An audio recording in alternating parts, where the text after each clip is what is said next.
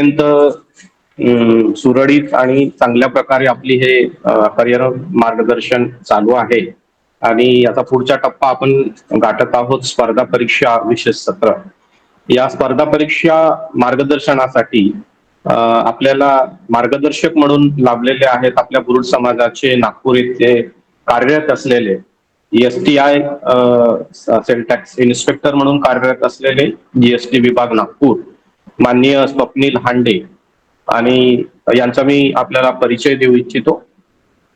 मित्रांनो, माननीय स्वप्नील हांडे हे गडचिरोली जिल्ह्यातील वडसा येथे छोट्याशा गावामध्ये त्यांनी शिक्षण घेतलं. अगदी प्रायमरी शिक्षण घेत असताना त्यांनी BA ची डिग्री पूर्ण केली आणि BA ची डिग्री पूर्ण करत असताना त्यांच्यामध्ये सेल्फ मोटिवेशन जागृत झाला आणि त्यांनी स्वतः सेल्फ स्टडी या माध्यमातून स्पर्धा परीक्षेची तयारी करायला सुरुवात केली. स्पर्धा परीक्षेची तयारी करत असताना अनेक लोकांनी असं ऐकलेलं आहे की स्वतः घरच्या घरी स्पर्धा परीक्षेची तयारी केली तर शक्य होत नाही एखादी एक्झाम क्वालिफाय करायला आणि लोक मग पुण्या मुंबईकडे किंवा दिल्लीला असे क्लासेस वगैरे लावतात. परंतु माननीय स्वप्नील हांडे सरांनी हे दाखवून दिलं की स्वतः डिटरमाइंड असलं आणि आपण हार्डवर्क करायला तयार असलो तर घरच्या घरी योग्य अशा पद्धतीने व्यवस्थितपणे तुम्ही जर अभ्यास केलं आणि प्रिपेअर केलं तर स्पर्धा परीक्षा क्रॅक करणे हे काही अवघड नाही. आणि अशा प्रकारे मान्य स्वप्नील हांडे या सरांनी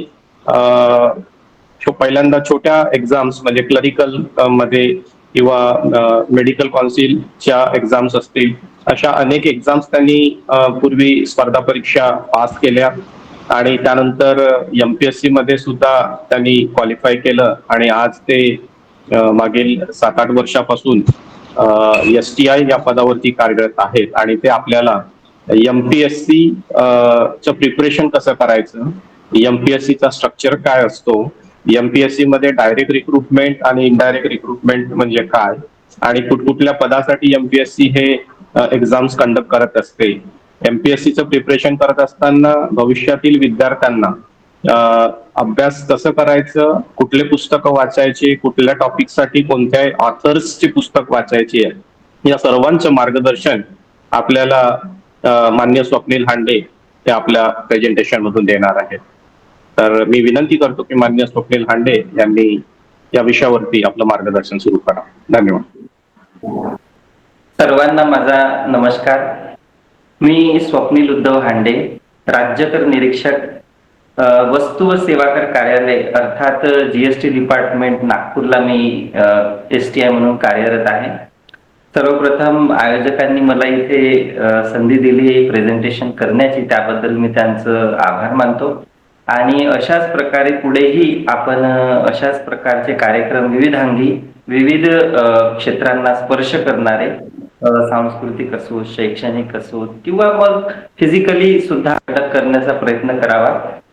पुणे, मुंबई यासारख्या ठिकाणी आपण एकत्र येऊन असे मोठे प्रोग्राम आपण ऑर्गनाईज करू शकतो. हा प्रयत्न खूप स्तुत्य आहे. तर आजचा विषय आहे स्पर्धा परीक्षा अर्थात MPSC UPSC मार्गदर्शन. तर माझ्याकडे MPSC, कारण मी MPSC पास केलेली 2015 मध्ये आणि 2016ला मी वस्तू व सेवा कर कार्यालयात रुजू झालो. त्या अगोदर मी 2013ला माझा ग्रॅज्युएशन पूर्ण केला वडसा देसाईगंज, जिल्हा गडचिरोली येथून. आणि त्यानंतर मी ग्रॅज्युएशन मध्ये असतानाच स्पर्धा परीक्षा म्हणजे काय, स्पर्धा परीक्षेचं स्वरूप कसं असतं, कुठल्या एक्झाम शासन कंडक्ट करते, कुठली अशी संस्था आहे ज्यामध्ये जाऊन आपल्याला योग्य प्रिपरेशन करून त्या ठिकाणी जॉईन होता येईल, तर याच्यासाठी मी छोट्या टप्प्यापासून सुरुवात केली. सर्वात अगोदर मी क्लर्क सारख्या एक्झाम क्रॅक केल्या, त्याच्यानंतर सिनियर क्लर्क सारख्या, तलाठी, त्याच्यानंतर प्रतवारिका, त्याच्यानंतर टॅक्स असिस्टंट, STI अशा विविधांगी एक्झाम मी पोस्ट डिपार्टमेंट अशा विविधांगी एक्झाम मी पास केल्या. आणि आज मी STI म्हणून जवळपास 6 वर्ष मुंबईला होतो. आता माझी पोस्टिंग नागपूर येथे झालेली. तर स्पर्धा परीक्षा म्हणाले की आपल्याला लक्षात येईल की किती सारी गर्दी. तर या गर्दीमध्ये आपला निभाव लागेल अथवा नाही आणि आपण ज्या लिमिटेड जागा असतात त्याच्यामध्ये आपण ते क्रॅक कसं करू, आपण त्यांच्यापर्यंत पोहोचू कसा, तर याबद्दलचा मी रोडमॅप आज तुम्हाला देणार आहे. तर सर्वात अगोदर आपण स्पर्धा परीक्षेचा इतिहास काय आहे हे आपण जाणून घेऊया. कारण काय असते, आपली वर्तमानातली मुलं ही इतिहासामध्ये जात असतात आणि त्याच्यातून आपल्याला भविष्याचा मार्गदर्शन किंवा रोडमॅप आपल्याला मिळत असतो. तर मी विनंती करतो की जी स्लाइड आहे ती शो करावी. आपण स्पर्धा परीक्षेच्या इतिहासाकडे इतिहास बघून घेऊया. सरांना मी विनंती करतो की स्लाइड ओपन करावी. तर स्पर्धा परीक्षा हा जो विषय आहे तो आताचा विषय नाही. आता जरी चर्चेत असला, उदाहरणार्थ तुम्हाला कुठलीही एंट्रन्स एक्झाम द्यायची असते तर स्पर्धा परीक्षा आहे हा इयत्ता पहिली पासूनच असतो. कारण ज्या व्यक्तीचा पहिला नंबर आलेला असतो आपल्या वर्गामध्ये तो स्पर्धा देऊनच पहिला नंबर आलेला असतो. याचा अर्थ आपल्याला स्पर्धा परीक्षा नवीन नाही, ती जुनीच आहे, पहिलीपासूनच आपल्याला माहिती आहे. फक्त त्याचं स्वरूप जे मोठं झालेलं आहे आताच्या आधुनिक युगामध्ये, आताच्या तंत्रज्ञानाच्या युगामध्ये, तर तो यशाचा रोडमॅप आपल्याला कसं तो कमी वेळेमध्ये विदिन प्रिस्क्राईब टाइम मध्ये कसं गाठता येईल याचा आज आपण मार्गदर्शन घेऊया. तर MPSC आयोग सर्वांना माहिती असेल, तर त्याच्यापूर्वी आपण इतिहासाकडे वळू. तर सर्वात अगोदर स्पर्धा परीक्षेचा जन्म हा इसवी सन पूर्व 206 मध्येच त्याची म्हणजे पायाभरणी झालेली आहे. तर आपल्याला आठवते की चीन हा देश आज खूप प्रगत आहे. तर या चीनमध्ये त्या स्पर्धा परीक्षेचा जो उगम आहे तो झालेला आहे. त्याच्यानंतर केज नावाची त्यांनी इसवी सन नंतर 206 मध्ये 605 मध्ये त्यांनी मग एक विधिवत अशी परीक्षा घ्यायला सुरू केली. याचा उद्देश एकच होता की श्रीमंत किंवा जे जहागीरदार आहेत त्यांनाच ती मोठी पदं मिळायची. तर त्यांना कसं आणि गुणवत्तेच्या आधारावर आपल्याला एखाद्या विद्यार्थ्याची किंवा एखाद्या लायबल व्यक्तीची निवड कशी करता येईल यासाठी त्यांनी स्पर्धा परीक्षेचा चीन मधून उगम झाला. त्याच्यानंतर ती स्पर्धा परीक्षा अख्ख्या जगात पोहोचली. त्याच्यानंतर रशिया, जर्मनी आताचा त्यामध्ये स्पर्धा परीक्षा, त्याच्यानंतर युरोपमध्ये त्या स्पर्धा परीक्षेचा व्याप गेला. त्याच्यानंतर मग भारतामध्ये ज्या वेळेला मेकाले नावाचा जो व्यक्ती ज्याने आताची जी शिक्षण पद्धती आपली आपण ज्या शिक्षण संस्थेमधून पास होतो आताही मोस्ट ऑफ त्यांची शिक्षण पद्धती यूज केल्या जाते, त्या मेकालेची जी समिती स्थापन झाली त्या समिती स्पर्धा परीक्षेचा एक पाया घातला गेला. त्यामध्ये त्यांनी पूर्वीच्या ज्या एक्झाम व्हायच्या, स्पर्धा व्हायच्या त्या इंग्लंडमध्येच व्हायच्या. परंतु भारतीयांच्या दबावामुळे म्हणजे त्या भारतीयांना असं वाटायचं आपलं सुद्धा गुणवत्ता आहे, आपणही ती पदं मिळवू शकतो, गुणवत्तेच्या जोरावर मिळवू शकतो. यासाठी मग 1922 मध्ये त्यांनी शासनावरती दबाव आणायला सुरू केली. कारण काय झालं की त्यावेळेस ईस्ट इंडिया कंपनीमध्ये खूप भ्रष्टाचार वाढलेला होता. तर त्या भ्रष्टाचारावर अंकुश राहावं यासाठी मग इंग्लंड आणि भारताच्या अलाहाबाद येथून त्या स्पर्धा परीक्षेचा आयोजन केल्या जात होता. त्यानंतर मग आपल्याकडे त्यावेळेस ती ICS नावाची एक्झाम म्हणून बरेच स्पर्धा परीक्षेचा पहिलाच प्रश्न असतो की ICS एक्झाम पास करणारे पहिले भारतीय कोण. तर सत्येंद्रनाथ टागोर यांनी मग ती 1923 मध्ये त्यांनी ती एक्झाम क्रॅक केली आणि पहिले ते ICS अधिकारी झाले. तर असा हा इतिहास आतापर्यंत येऊन ठेवला. तर आतापर्यंतच्या ज्या काही एक्झाम आपण देत आलेलो आहोत, आपले काही पूर्वीचे एक्झाम देऊन आतापर्यंत जी पोस्ट होल्ड केलेली आहे तर तिथपर्यंत हा प्रवास आपल्याला माहिती पडतो. तर आपल्याला आठवत असेल की 1922 ते 26च्या दरम्यान अलाहाबाद येथे ती पहिली एक्झाम त्यांनी कंडक्ट केली होती. त्याच्यानंतर 1900 मला वाटते 26 मध्ये मग आयोगाचा पाया घातला गेला. त्याच्यासाठी मी thanks to doctor Babasaheb Ambedkar यांना देणार. कारण त्यांनी संविधानातच अशी तरतूद करून ठेवली की एक असा आयोग असेल, केंद्रीय लेवलचा एक असा आयोग असेल की जो ज्या प्रशासकीय सेवेसाठी जे गुणवत्तापूर्ण विद्यार्थी आहेत त्या विद्यार्थ्यांची ती त्यांना नियुक्त करण्याचं काम ती संस्था करेल. आणि महाराष्ट्रातच आहे ऑब्वियस, महाराष्ट्र लोकसेवा आयोग ज्याची ज्याची ती एक्झाम पास करण्यासाठी किती क्रेज असते. आताही आपण बघतो आहेत मुलं पुणेला जातात, क्लास करतात, मुंबई सारख्या सिटीत जातात, पदराचे पैसे घालून जातात, आई वडिलांचे पैसे खर्च करतात शिक्षण घेताना, आणि एक्झाम क्रॅक करण्याचा जो त्यांना जो हे मिळतो, आनंद मिळतो, तो वाखाणण्याजोगे असतो. Sir next slide.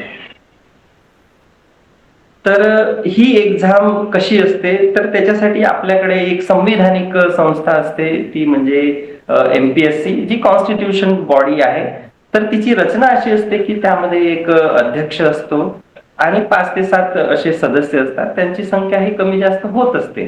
आता तर आयोगाला एवढा अधिकार प्राप्त झालेला आहे, म्हणजे मला वाटते 6 तारखेला जो GR आला त्यामध्ये त्यांनी सरळ स्पष्ट सांगितलेलं आहे की वर्ग 1 ते वर्ग 3 ची सर्वच पदे महाराष्ट्रातील तलाठी असो, लिपिक असो, कुठलेही पदाची जे समकक्ष आहेत क्लास 3 शी, जे टेक्निकल पद आहेत क्लास 3, क्लास 2, ही सर्व त्यांनी संरचना एकरूप केली आणि आता त्यांनी ठरवलेलं आहे की सर्वच एक्झाम ही MPSC कंडक्ट करेल. म्हणजे आता तुम्हाला सहयोगी प्राध्यापक बनायचं असेल तरी MPSC कडे जावं लागेल, तलाठी व्हायचं असेल तरी MPSC कडे जावं लागेल.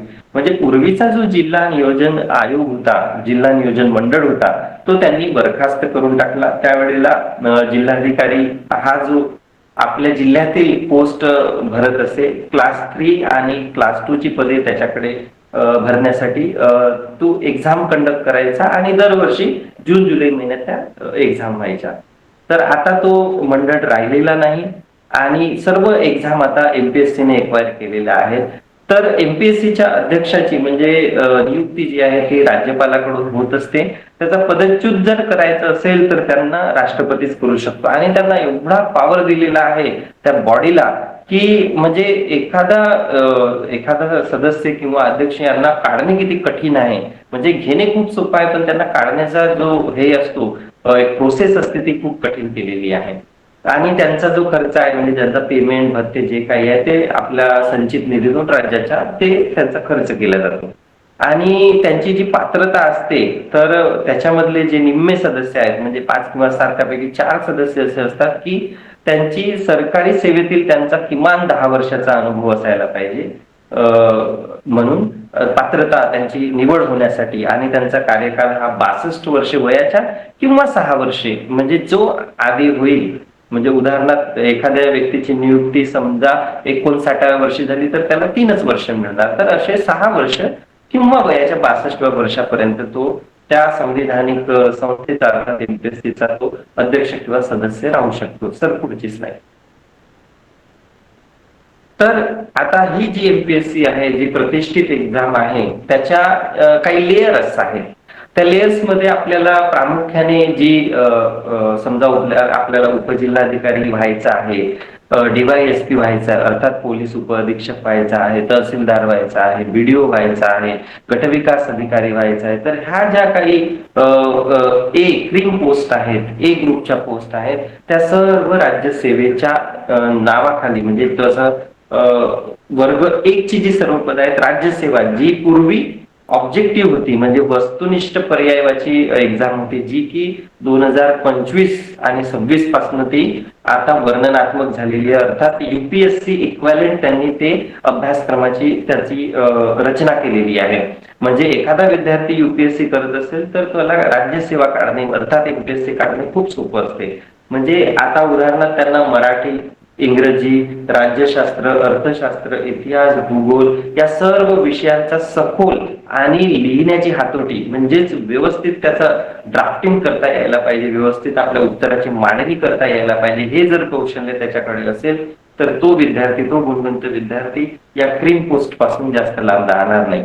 त्याच पद्धतीने दुसरी एक्झाम म्हणजे वर्ग 2 च्या एक्झाम, त्याला संयुक्त परीक्षा असं त्यांनी कंबाईन एक्झाम आताही म्हणतात. मोस्टली यापूर्वी PSI, STI आणि ASO अर्थात मंत्रालयीन कक्ष अधिकारी जो असतो, ASO असिस्टंट सहाय्यक कक्ष अधिकारी म्हणतात त्याला, तर त्या तिघांसाठी पूर्वी कंबाईन एक्झाम व्हायची, आताही होते तीच, परंतु त्याच्यामध्ये पुन्हा काही पद त्यांनी जोडले आहेत. उदाहरणार्थ कर सहाय्यक, दुय्यम निरीक्षक किंवा लिपिकसाठी किंवा तंत्रलिपिकसाठी किंवा कर सहाय्यकसाठी एक वेगळी एक्झाम आणि PSI, STI आणि ASO साठी अशी वेगळी एक्झाम.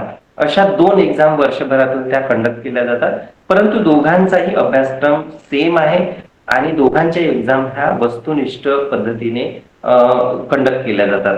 त्यानंतर मग तांत्रिक सेवा, त्याच्यामध्ये आता उदाहरणार्थ आपल्याकडून आतापर्यंत जे काही मार्गदर्शक आपल्याला लाभले त्यांनी सांगितलं की उदाहरणार्थ आपल्याला सेवेला जायचं आहे, तिथे स्पर्धा परीक्षा आहे.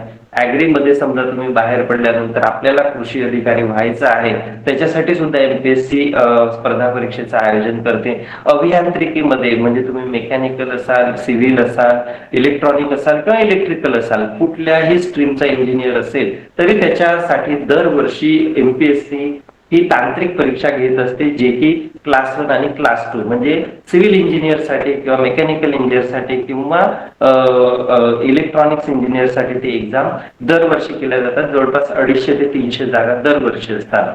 त्याच पद्धतीने आता वैद्यकीय क्षेत्रात सुद्धा म्हणजे असिस्टंट प्रोफेसर असो, सहयोगी प्राध्यापक असो किंवा इतर विभागाच्या उदाहरणार्थ DMER आहे, जिल्हा आरोग्य अधिकारी आहे किंवा इतर काही जे पद आहेत वैद्यकीय आणि इतर विभागाचे, तर त्या सर्वांची एक्झाम ही आता MPSC कंडक्ट करते, तीच पेपर सेट करते आणि तीच नियुक्तीपत्र आता देत असते.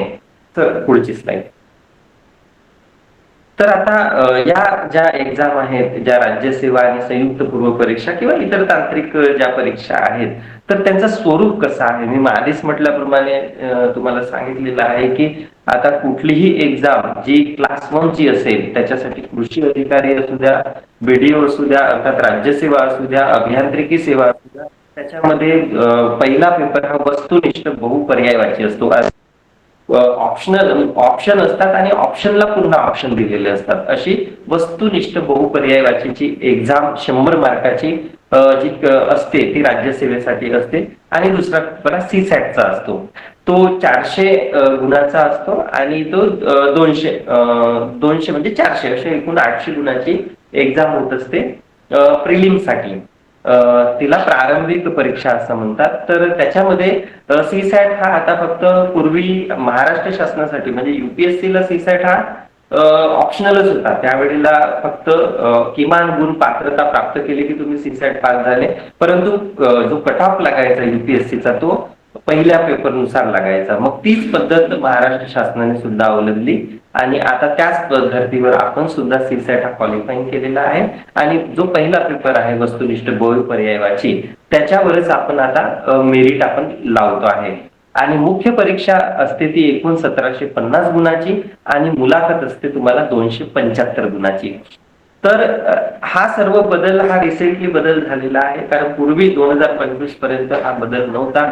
वस्तुनिष्ठ बहुपर्यायवाची होती म्हणजे प्रिलिम सुद्धा वस्तुनिष्ठ होती आणि मेन सुद्धा वस्तुनिष्ठ होती आणि मुलाखत ही व्हायची फक्त गॅझेटेड ऑफिसर साठी. परंतु आता सर्व UPSCच्या धर्तीवर झालेला आहे, वर्णनात्मक आहे, CSATही आलेला आहे आणि एकूण म्हणजे तुमच्या संयमाची परीक्षा घेणारी, कारण जगातल्या कठीणातल्या कठीण एक्झाम मध्ये UPSCची गणना होती आणि त्याच धर्तीवर महाराष्ट्र लोकसेवा आयोग, केरळ लोकसेवा आयोग, तामिळनाडू लोकसेवा आयोग हे जे ज्याचं ब्रँडिंग आहे की MPSC पास करणे किंवा केरळ लोकसेवा आयोगाची परीक्षा पास करणे हे खूप आता कठीण झालेलं आहे. आणि दिवसेंदिवस त्यांना विद्यार्थी तसे भेटत आहेत, त्यांना त्या क्वालिटीचे विद्यार्थी आपल्याला बघायला मिळतात की खरंच त्याचा आपल्याला पेपर वाचल्यानंतर लक्षात येते की काय त्याची खरंच गुणवत्ता आहे आणि ते मुलं या परीक्षेमध्ये, मानाच्या परीक्षेमध्ये पास होतात.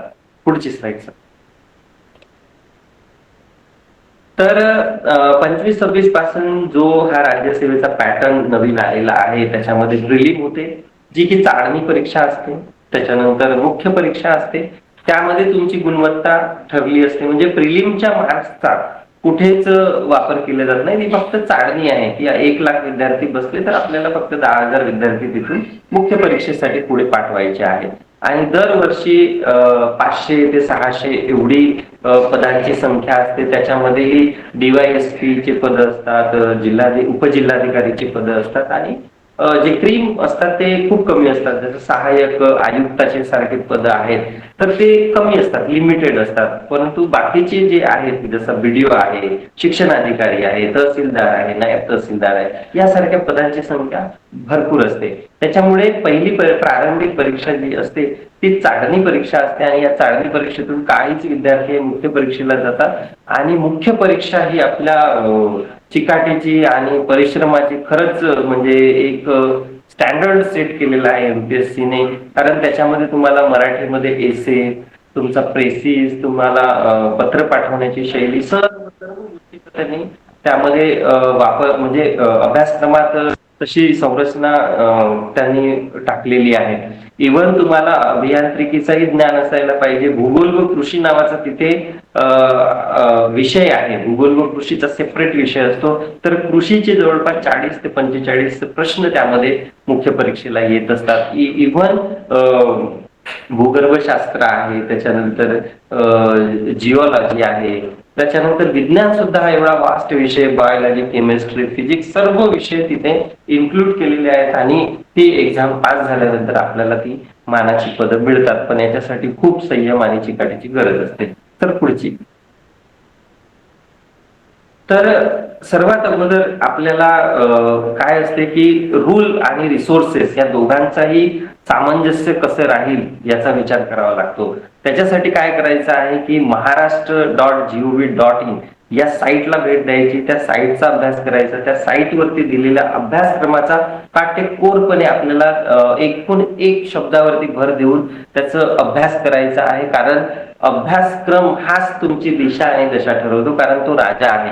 कारण अभ्यासक्रमामध्ये सिलेबसमध्ये आपल्याला नेमकं काय विचारणार आहे, आतापर्यंतच्या एक्झाम मध्ये कुठल्या टॉपिकला त्यांनी टार्गेट केलेलं आहे त्यावर आपल्याला अभ्यास करायचा आहे आणि आपला पाया मजबूत करायचा आहे. आणि पाया मजबूत कसा होतो, ज्या वर्षी पहिलीत आपला विद्यार्थी जातो त्या वर्षीपासूनच त्याची स्पर्धा परीक्षा सुरू होत असते आणि 5वी ते 12वी पर्यंतची जे काही स्टेट बोर्डाची आणि एनसीईआरटीच्या ज्या पुस्तक आहेत, ज्या बेस मानल्या जातात, ज्या मूलभूत पुस्तकं आहेत, त्या पुस्तकांचं तुम्हाला 6 ते 7 महिने या एक्झामच्या अगोदर चांगला वाचन करणे खूप गरजेचं आहे. एकदा तुमचा पाया मजबूत झाला आणि तुम्हाला 5वी ते 12वीच्या पुस्तकांवरती चांगली कमांड आली, एनसीईआरटीच्या पुस्तकांवरती चांगली कमांड आली, की मग तुम्हाला रेफरन्स बुक कडे जायचं आहे. आणि मी म्हणजे सांगितल्याप्रमाणे की 10 पुस्तके वाचण्यापेक्षा तुम्ही एकच पुस्तक वारंवार जर वाचली, त्यांचं 10 ते 15 वेळा जर वाचन केलं तर तुम्हाला यश लगेच मिळते. कारण बाजारपेठेमध्ये भरपूर साऱ्या पुस्तकं असतात. हा लेखक म्हणतो की माझ्या पुस्तकातून एवढे प्रश्न उतरलेले आहेत, तो लेखक म्हणतो की माझी पुस्तक चांगली आहे, परंतु तुम्हाला रेफरन्स बुक जर व्यवस्थित मिळाली नाही तर त्यामध्ये तुमचे वर्ष वाया जाऊ शकतात आणि वर्ष वाया गेले तर तुम्हाला ते कधीच परत मिळणार नाही, कारण काळ हा कधीच परत येत नसतो. तर त्याच्यामुळे पुस्तकांची निवड हे खूप महत्वाची आहे. सर पुढचीच काय, तर सर्वात अगोदर त्याच्यामध्ये मुख्य विषय कुठले कुठले असतात, तर सर्वात अगोदर भारतीय राज्यघटना, जी आपली राज्यघटना बाबासाहेब आंबेडकरांनी लिहिलेली आहे, त्या राज्यघटनेचं तुम्हाला मूलभूत ज्ञान त्या ठिकाणी असणे गरजेचं आहे. त्याच्यानंतर इतिहास, भूगोल, अर्थ हे जे मूलभूत विषय आहेत जे आर्टशी संबंधित आहेत, परंतु आर्टशी जरी संबंधित असले तरी त्यामध्ये सायन्सची जोड त्यांनी दिलेली आहे. त्याच्यामध्ये सीसॅट, बुद्धिमत्ता, त्याच्यानंतर मराठी, इंग्रजी या सर्व विषयाचा मूलभूत विषयाचा त्यांनी कव्हर केलेला आहे. बायोलॉजी, फिजिक्स, केमिस्ट्री हे सुद्धा त्यामध्ये दिलेले आहे. तर भारतीय राज्यघटना तुम्हाला जी आहे ती पुस्तक कुठली वाचायची, तर राज्यघटनेची एकच गीता आहे आणि जी खूप युपीएससीची मुलं ती पुस्तक वाचतात. त्यामध्ये एम लक्ष्मीकांत नावाची, पूर्वी ती फक्त इंग्रजीतून उपलब्ध व्हायची, त्यानंतर के सागर प्रकाशनाने ती एम लक्ष्मीकांत नावाची जी पुस्तक आहे, जी गीता म्हटल्या जाते राज्यघटनेची, ती मराठीतून उपलब्ध करून दिलेली आहे. तर या राज्यघटनेचा तुम्ही 10 ते 15 वेळा वाचन केले, तुमचे सर्व मूलभूत कर्तव्य काय आहेत, अधिकार काय आहेत, आपल्या संस्था कुठल्या आहेत, लोकशाही कशी डेव्हलप झालेली आहे, याचा इत्थंभूत सार तुम्हाला पाहिजे असेल तर प्रत्येक व्यक्तीने आपल्या जीवनामध्ये ही पुस्तक एम लक्ष्मीकांत वाचायला पाहिजे. जे की जरी तुम्हाला स्पर्धा परीक्षा करायची नसेल, तुम्ही एक शिक्षक आहात, तुम्ही एक कुठल्याही पदावर असू द्या, तुम्हाला बेसिक ज्ञान जर पाहिजे असेल तर एम लक्ष्मीकांत सारखा मार्केटमध्ये किंवा बाजारात कुठलाही पुस्तक नाही. तर खूप छान अशी पुस्तकं ती आहे, तर ती भारतीय राज्यघटनेसाठी वापरायला हवी. त्याच्यानंतर पंचायत राजसाठी तुम्ही किशोर लवटे या सरांची पुस्तक रेफर करायला पाहिजे. त्याच्यामध्ये ग्रामीण ज्या संस्था आहेत, स्थानिक स्वराज्य संस्था आहेत, नगर परिषद, नगरपंचायत, ग्रामपंचायत, त्याच्यानंतर ज्या आपण असेंब्ली, कॉन्स्टिट्यूशन ज्या आहेत, आपण ज्या काही आपल्या कॉन्स्टिट्युएन्सी आहेत त्यांचा अभ्यास जर करायचा असेल तर किशोर लवटे ही खूप छान पुस्तक तयार केलेली आहे. त्याच्यानंतर इतिहास सुद्धा खूप महत्वाचा विषय आहे, कारण इतिहास म्हणाला तर आपल्याला प्राचीन इतिहास, मध्ययुगीन इतिहास आणि आधुनिक इतिहास म्हणजेच आपला जो भारतीय स्वातंत्र्य इतिहास आहे तो विशेष करून आपल्याला महाराष्ट्रामध्ये म्हणजे महाराष्ट्र पब्लिक सर्व्हिस कमिशन मध्ये त्याच्यावर फोकस असतो. तर प्राचीन इतिहासासाठी सर्वात अगोदर मी सांगितलेलं आहे की इतिहासाची संपूर्ण जी स्टेट बोर्डाच्या पुस्तकं आहेत त्या चांगल्या रेफर करायला पाहिजे. त्याच्यानंतर प्राचीन तुम्हाला इतिहासासाठी जी पुस्तक आहे ती ल्युसेंटची छान पुस्तक तयार केलेली आहे, तर ती पुस्तक करायला पाहिजे. त्याच्यानंतर तुम्हाला महाराष्ट्राचा इतिहास जर जाणून घ्यायचा आहे तर गाठाड किंवा कठारे अशा दोन नावाच्या पुस्तक आहेत. जुना पुस्तक आहे, तो 11वीचा स्टेट बोर्डाचा जुना पुस्तक आहे, तर तो रेफर करायला पाहिजे. त्याच्यानंतर तुम्हाला विपिन चंद्र जे के सागर पब्लिकेशनचं आहे, खूप फेमस पुस्तक आहे आणि हेच तुम्हाला युपीएससी साठी सुद्धा कामात येईल. तर बिपिन चंद्र नावाची जी पुस्तक आहे आधुनिक भारताचा इतिहास ती रेफर करायला हवी. आणि समाधान महाजन जे आहेत त्यांची पुस्तक आहे जे की महाराष्ट्राच्या कॉन्टेक्स्टशी संबंधित त्यांनी इतिहास लिहिलेला आहे. तर बिपिन चंद्र, ल्युसेंट, महाजन आणि गाठाड किंवा कठारे यापैकी तुम्ही 2-3 पुस्तकं जरी रेफर केल्या तरी इतिहासासाठी पुरेसा आहे. त्याच्यानंतर भूगोल. आता भूगोलमध्ये बरेच पार्ट येतात, म्हणजे पृथ्वीच्या आतल्या भागापासून तर अवकाश गंगेपर्यंतचा जो पूर्ण भूगोल आहे तो सर्व इथे समावेश आहे. त्याच्यामध्ये 6वी ते 12वीची स्टेट बोर्डचे पुस्तकं, त्याच्यानंतर एबी सौदी नावाची जी पुस्तक आहे ती पुस्तक रेफर करायला पाहिजे. त्या पुस्तकाचं भूगोल व कृषी अशा टायटलने ती पुस्तक येते आणि एक महाराष्ट्राचा भूगोल अशा टायटलने एक पुस्तक येते. तर या दोन्ही पुस्तकांचा वापर आपल्या स्पर्धा परीक्षेच्या अभ्यासात करणे गरजेचं आहे. त्याच्यानंतर तुम्ही युपीएससी करत असाल तर खतीब ची पुस्तक खूप छान आहे. त्याच्यानंतर कुठलाही एक नवनीतचा किंवा ॲटलसचा नकाशा वापरणे खूप गरजेचं आहे, कारण आताच्या पॅटर्न नुसार भूगोल या विषयामध्ये भरपूर डायग्राम सुद्धा विचारणे सुरू केलेला आहे. म्हणजे बदलत्या काळानुरूप आपल्यालाही बदलायला हवा, यासाठी आपल्याला ॲटलास वापरणे खूप गरजेचं आहे. त्याच्यानंतर अर्थशास्त्र हा विषय खूप वास्ट आहे, म्हणजे त्याच्यात मायक्रो अर्थशास्त्र आणि मॅक्रो ह्या दोन्ही अर्थशास्त्राची सांगड आपल्याला घालता येते, परंतु स्पर्धा परीक्षेमध्ये मॅक्रो अर्थात बृहद अर्थशास्त्राला खूप महत्व आहे. त्याच्यामध्ये तुम्हाला जीडीपी काय, त्याच्यानंतर त्याच्यानंतर नेट जीडीपी म्हणजे काय, त्याच्यानंतर तुम्हाला आरबीआय म्हणजे काय, सेबी म्हणजे काय, ह्या ज्या सर्व कन्सेप्ट आहेत, ज्या सर्व संस्था आहेत, इकॉनॉमिकल संस्था, बँकिंग क्षेत्र, तुमचं कृषीपासनं तर बँकिंग पर्यंतचा संपूर्ण अर्थशास्त्र जो आहे त्याच्यासाठी देसलेचा भाग 1 व 2 आणि रंजन कोडंबेची खूप छान पुस्तक तयार केलेली आहे अर्थशास्त्राची, ती वापरायला पाहिजे. आणि महाराष्ट्र.gov.in या वेबसाईट वरती तुम्हाला आर्थिक पाहणी अहवाल दरवर्षी प्रसिद्ध होतात, जे महाराष्ट्र शासनातर्फे आपल्याला पाहायला मिळतात. आणि केंद्रीय अर्थसंकल्प india.gov.in या साईट वरती तुम्हाला ते दोन्ही डाउनलोड करून त्याचा चांगला अभ्यास करणे खूप गरजेचं आहे. तर हे जे 4 मूलभूत विषय आहेत त्या विषयावर तुमची चांगली होणार. Sir next.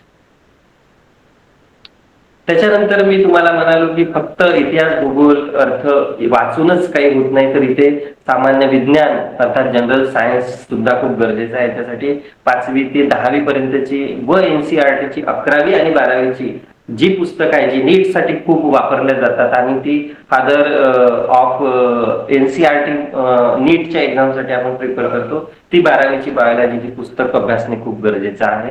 त्याच्यानंतर एक महाराष्ट्राचं लेखक आहे, संदर्भ पुस्तक आहे सचिन भस्के सर आणि कोडंबे सरांचं. तर या दोन पैकी एक पुस्तक जरी वापरली तरी पुरेसा आहे, कारण वारंवार पुस्तक वाचून काही फायदा नाही. कुठली एक पुस्तक निवडायची आणि 10 ते 12 वेळा त्याचं वाचन करायचं.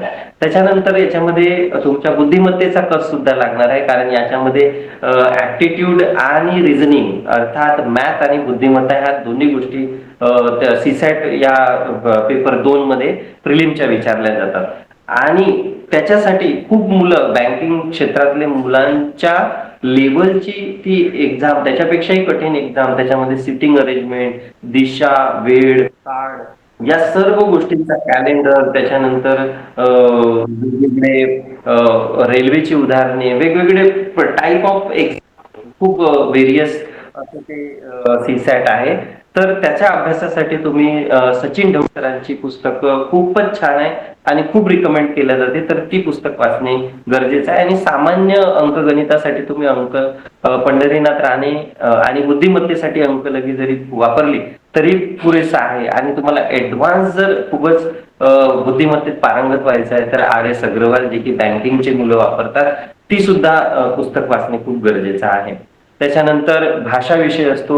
भाषा विषय तर खूप कठीणच आहे, कारण तिथे तुम्हाला निबंध लिहायचा आहे, पत्रलेखन लिहायचं आहे, प्रेसिस लिहायचा आहे. म्हणजे तुम्हाला मोठा जो परिच्छेद आहे तो छोटा लिहायचा, याचं कौशल्य तुम्हाला येणे खूप गरजेचं आहे. तर त्यासाठी मराठी भाषा विषयासाठी तुम्हाला व्याकरणवर जर तुम्हाला पकड करायची असेल तर मोरा वाडंबे ची छान पुस्तक त्यांनी तयार केलेली आहे. आणि बाळासाहेब शिंदे ज्यांच्या मराठी आणि इंग्रजी अशा दोन्ही आवृत्तीमधून त्या दोन्ही एक्झाम म्हणजे मराठी आणि इंग्रजी या दोन्ही भाषेसाठी बाळासाहेब शिंदे ची पुस्तक खूप महत्वाची आहे, कारण तिथून तुम्हाला बेसिक ग्रामर जर पूर्ण करायचं आहे तर बाळासाहेब शिंदे शिवाय म्हणजे एंट्रीज करता येत नाही तुम्हाला. एवढी सुंदर पुस्तक त्यांनी तयार केलेली आहे. आणि त्यांचीच एक पुस्तक आहे जी की मल्टिपल चॉईस क्वेश्चन आयोगाचे पूर्ण दिले, त्याच्यामध्ये 2000 मला वाटते 15 पासनं ते आतापर्यंत जे सर्व त्यांनी प्रश्न त्यामध्ये कव्हर केलेले आहेत. तर असे बाळासाहेब शिंदे तुम्ही यासाठी वापरू शकता. आणि चालू घडामोडीसाठी लोकसत्ता किंवा महाराष्ट्र टाइम्स ही रोजची वृत्तपत्र वाचायची. त्याच्यामध्ये एडिटोरियल जे येतात ते खूप महत्वाचे असतात. त्यापैकी कुठलाही एक मग मासिक तुम्ही लावला, परिक्रमा किंवा दुसरा कुठलाही तुमच्या आवडीचा ज्या स्पर्धा परीक्षेसाठी उपयुक्त आहे तरी पुरेसा आहे. परंतु तुमचा भर जे आहे हे भाषा, विज्ञान, गणित बुद्धिमत्ता आणि जे 4 विषय अर्थ, भूगोल आणि इतिहास, हे जे 4 विषय आहेत, राज्यघटना, याच्यावरती तुमची पकड असायला पाहिजे. तरच तुम्ही हे एक्झाम खूप तन्मयतेने आणि लगेच तुम्ही क्रॅक करू शकता, एवढी माझी खात्री आहे. मी पुस्तकांबद्दल म्हणजे एवढा डिटेलमध्ये जाण्याचं कारण एक हा असतो की मी माझ्या करिअरमध्ये अनुभवलेला आहे की मी गडचिरोलीमध्ये असताना मला पुस्तकं शोधायला 1 वर्ष गेला. म्हणजे जी पुस्तक मला हवी होती, ज्या पुस्तकांपर्यंत मी पोहोचायला पाहिजे, त्या पुस्तकांसाठी मला 1 वर्ष लागला, कारण त्यावेळेस मोबाईल फोन नव्हते, इंटरनेट स्लो होता, म्हणजे फक्त फॉर्म भरण्यापुरता मर्यादित होता. म्हणजे अशा परिस्थितीत ते रेफरन्स बुक आपल्यापर्यंत येणे म्हणजे खूप कठीण होते. आपण पुणे, मुंबई सारख्या सिटीत जाऊन म्हणजे तिथली तेवढी फी भरून मी तेवढा हे करू शकलेलो नसतो. परंतु मला ती 1 वर्षानंतर माहिती पडली की हे पुस्तक आहेत. मी लगेच एकच पुस्तक घ्यायचो, 2 महिन्यात ती पूर्ण करायचो, लगेच तिसरी पुस्तक घ्यायचो 2 महिन्यात, असं मी रोड मॅप ठरवला आणि मी लगेच सक्सेस मिळवली. कारण माझं 2013ला ग्रॅज्युएशन झालं आणि 2015 मध्ये माझ्याकडे जवळपास 4 ते 5 क्लरिकलचे जॉब होते त्यावेळेला. म्हणजे एवढ्या कमी कालावधीत ते मला मिळवता आले. Sir next slide. तर आता यशाचा जो टप्पा आहे, आता आपण संरचना समजून घेतली, स्पर्धा परीक्षेचा इतिहास जाणून घेतला, स्ट्रक्चर जाणून घेतला, अभ्यासक्रम जाणून घेतला, परंतु त्या यशापर्यंत पोहोचण्याची जी स्ट्रॅटेजी आहे ती खूप गरजेची आहे. काय होते आहे की स्ट्रॅटेजी नसेल, तुमच्याकडे गोल आहे परंतु तुम्हाला त्या गोल पर्यंत जाण्याचा शॉर्टकट जर माहिती नसेल, शॉर्टकट इन द सेन्स मेहनत तर करायची, चिकाटी तर आहे, परंतु प्रॉपर गायडन्सने स्मार्ट वर्क करून तुम्हाला जर तिथे पोहोचायचं असेल तर तुमची स्ट्रॅटेजी असणे खूप गरजेची आहे. तर त्याच्यासाठी तुम्हाला 5वी ते 12वी पर्यंतचा पूर्ण अभ्यासक्रम आणि ती 5वी ते 12वी पर्यंतची सर्व पुस्तके चांगले वाचन करणे म्हणजे आपला पाया मजबूत करणे खूप गरजेचं आहे. त्याच्यासाठी तुम्हाला नियोजनाची आवश्यकता आहे. मी काय करायचो की सकाळचे जो पिरियड होता, सकाळी उठल्यानंतर योगा करणं, रनिंग करणे, जे काय असेल ते, त्याच्यानंतर लगेच मी 7 वाजता अभ्यासाला बसायचो. 7 ते जो 11चा वेळ होता मी तो कठीण विषयासाठी द्यायचो. म्हणजे अंकगणित, रिझनिंग, अर्थशास्त्र, म्हणजे जे समजायला खूप कठीण आहे असे विषय मी आधी निवडले आणि जशी जशी सायंकाळ होत गेली तसे तसे सोपे विषयाकडे मी वळायचो. तर अशा पद्धतीने तुम्ही जायचं आहे. कठीण विषय आधी घ्यायचे आहे आणि मगच सोप्या विषयाकडे जायचं आहे आणि सखोल अभ्यास करायचा आहे. म्हणजे एक कन्सेप्ट समजली की दुसऱ्या कन्सेप्टकडे जाणे. जोपर्यंत ती कन्सेप्ट समजत नाही तोपर्यंत पुढे जाऊ नये. अदरवाईज काय होते की तो भाग सुटतो आणि आपल्याला पुढचाही भाग त्याच्यावर जो अवलंबून असतो तो आपल्याला कळत नाही. त्याच्यानंतर प्रॅक्टिस, आपण असे म्हणतो की practice makes a man perfect. जोपर्यंत आपण वारंवार सराव करणार नाही, वारंवार आपण प्रॅक्टिस करणार नाही, तोपर्यंत आपण यशापर्यंत पोहोचू शकत नाही. याच्यासाठी टेस्ट सिरीज सोडवणे, पूर्वीचे जे आयोगाने विचारलेले प्रश्न आहेत ते सोडवणे खूप गरजेचं आहे आणि रोज सराव करणे आणि आठवड्याचा 1 दिवस फक्त आपल्यासाठी देणे. त्या दिवशी अभ्यास करू नये, फक्त उजळणी केली तरी पुरेसा आहे. 1 दिवस आपल्याला दिला आनंदासाठी, मूवी बघा, चित्रपट बघा, जे काही करायचंय तो 1 दिवस द्या आणि रिलॅक्स व्हा आणि पुन्हा दुसऱ्या दिवशी त्याच जोमाने तुम्ही कामाला लागले तर यश हा काही जास्त दूर नाही असं मला वाटते. Sir next. तर अशा पद्धतीने मी सांगितलेलं आहे की दैनंदिन आराखडा तुमचा कसा असावा तेच आहे. तर सकाळचे जे विषय आहेत कठीण, दुपारी जरा सोपा आणि नंतर जरा वाचले तरी पुरेसा आहे. सर पुढे. तर अशा प्रकारे आपण आज स्किलचा पूर्ण अभ्यास केला आणि शॉर्टकट काहीच नाहीये. योग्य दिशा आणि मेहनत हाच यशाचे शॉर्टकट आहे. शेवटी जाता जाता मी फक्त एक सांगेन की एक छोटा मुद्दा होता, त्याला बाजूच्या गावाला जायचं होतं, परंतु काय झालं की तो बहिणीच्या गावी जात असताना मध्ये अंधार झाला. तर अंधार झालेला असल्यामुळे कंदील घेऊन निघाला, परंतु पुढे अंधार झाल्यामुळे तो काही गेलेला नाही. तर त्याला वाटलं आता खूप अंधार आहे, कसं जाणार, एकच कंदील माझ्याकडे. तर तो काही वेळाने त्या झाडाजवळ बसला, सकाळ झाली की मी जाणार आता, मला सकाळी जाता येईल, काय हरकत नाही, पुढे सूर्य उगवलेला असेल, मी चालत चालत जाणार. परंतु तेवढ्यात एक म्हातारा व्यक्ती आला आणि तो त्या मुलाला म्हणाला, अरे तू इथे का बरं बसलेला आहेस, तुझ्याकडे कंदील आहे आणि तू इथे का बसला. तर तो म्हणाला, तिकडे अंधार आहे, मी कसं जाऊ, हा माझ्याकडे एकच कंदील आहे. तर तो म्हातारा त्याला म्हणाला की अरे कंदील तिकडे जरी अंधार असला तरी तुझ्या पायापर्यंत तुझ्याकडे उजेड आहे. तू 2 पावलं चालत जाशील तसं तसं तो तो जो प्रकाश आहे तुझ्या सोबत चालत लागेल. तर सांगण्याचा तात्पर्य हाच की प्रकाश आपल्या जवळच आहे, त्याला सोबत धरून आपल्याला पुढे जायचं आहे. अंधार किती आहे, स्पर्धा किती आहे याचा विचार न करता, एवढे मुलं आहेत स्पर्धा परीक्षेसाठी, प्रचंड गर्दी असते, तर याचा विचार न करता आपला प्रकाश आपल्या सोबत जर तुम्ही घेऊन जाणार तर यश नक्कीच मिळेल. सर्व विद्यार्थ्यांना मला शुभेच्छा द्यायच्या आहेत. असंच नीट साठी सुद्धा तुम्ही छान प्रिपरेशन करा. येणाऱ्या कालावधीत 21 जूनची जी नीटची एक्झाम आहे 12वीच्या विद्यार्थ्यांना मी शुभेच्छा देतो की त्यांनी चांगल्या प्रकारे क्रॅक करावी आणि सर्व स्पर्धा परीक्षा कुठल्याही क्षेत्राच्या असो सर्वांना मनस्वी आभार, मनस्वी आणि आयोजकांनी मला इथे प्रेझेंटेशन आपले धन्यवाद मानतो आणि अशाच प्रकारे पुढेही आपण कार्यक्रमाचे आयोजन एक पार्ट बनवा, याबद्दल मी आपले धन्यवाद. धन्यवाद स्वप्नील सर. आपण अतिशय आणि सविस्तर असं मार्गदर्शन केलेलं आहे आणि आपल्या गुरु समाजातील विद्यार्थी जे एमपीएससी स्पर्धे परीक्षेमध्ये करिअर घडवू पाहतात त्यांना नक्कीच याचा लाभ होणार आहे. आपल्या पार्टिसिपंट पैकी प्रीती मॅडम आहेत, बहुतेक ते चंद्रपूरच्या आहेत. त्यांचा एक प्रश्न होता, तो प्रश्न आपण एक घेऊया.